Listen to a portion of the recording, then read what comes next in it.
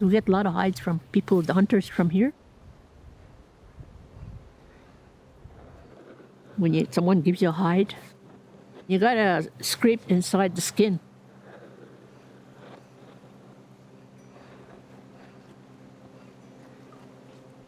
And then you soak it maybe about a week. You take it right from the water and you cut it up. It starts softening it.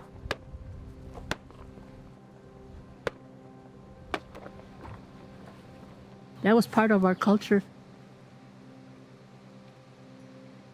I left it behind and I wanted it to stay behind.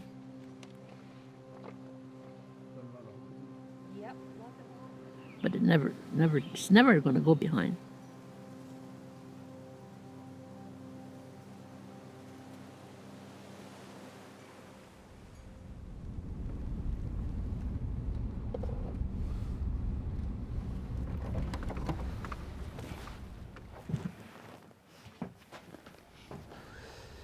Here's the bedrooms of what's left of it.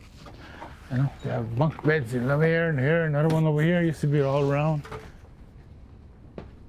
They all moved in here. There's 6 of them there, kids. When he passed away, I must have bring it over here and I use it for the shed down there. So.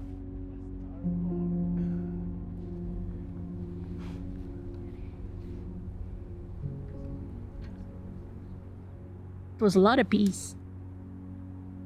When we'd have supper, we had a big long table and all the kids would sit around. Then we'd have fish, moose, deer, and it was all like homemade stuff.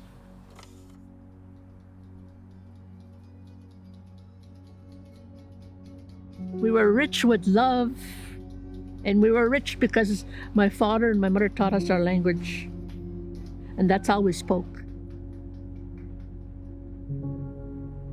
It was normal for us.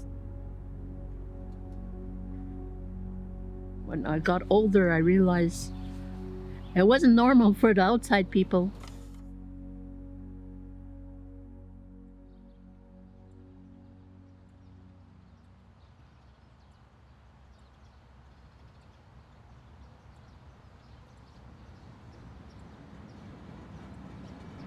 We didn't know where we were going. There's bits and pieces that I remember. I remember if you got caught speaking your language, you got punished.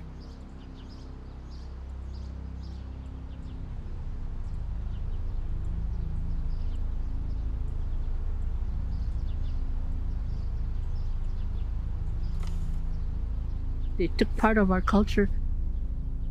I know I got a slap across the face because I spoke my language. And all the kids that were lonesome and scared and just cried and cried. And you listen to that all night. When I came back from residential school, I was, I think it was about 9 or 10. And they asked us, where do you want to go? We had a choice. So he says, which is the closest place? And they said, Ganawagi, well, we want to go there. We stayed with a foster lady that kept us, which was not any better than Kenora.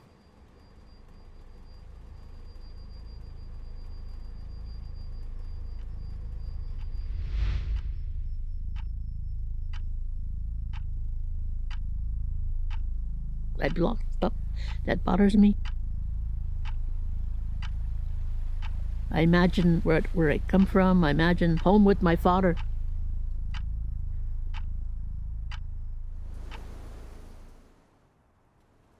I close my eyes and I go home.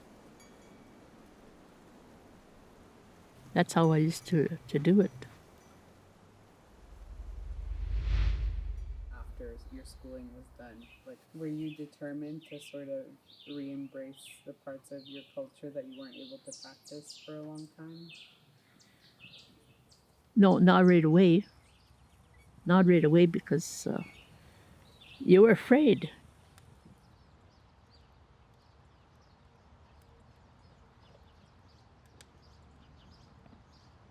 I left it behind and I wanted it to stay behind.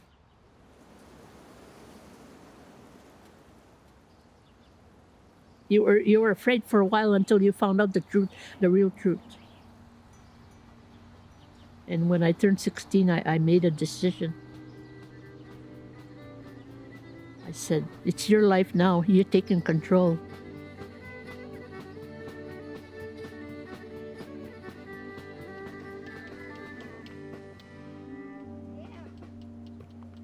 That's where I changed. So my first hide was a moose, and that was heavy. But then the older generation were picking it up and doing it. I said, well, I can do it too. And then I'm glad that my daughter is involved in it and my granddaughter. So this is the deer hide there that I did a quick scrape on. So this is just a tool that would just rub and it would help soften your hide. So deer hide, it doesn't take me, it takes me once and it's soft. But moose hide is taking me like 3 or 4 times because it's thicker and bigger. And then I made, a gun case. That's part of it. Yeah, so it's my 22 gun case. Yeah, and she loves it. It wasn't forced on them. It was like normal. A knife case for out of my hide.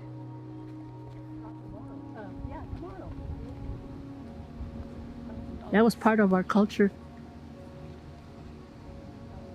That's to go on and on. We cannot forget it.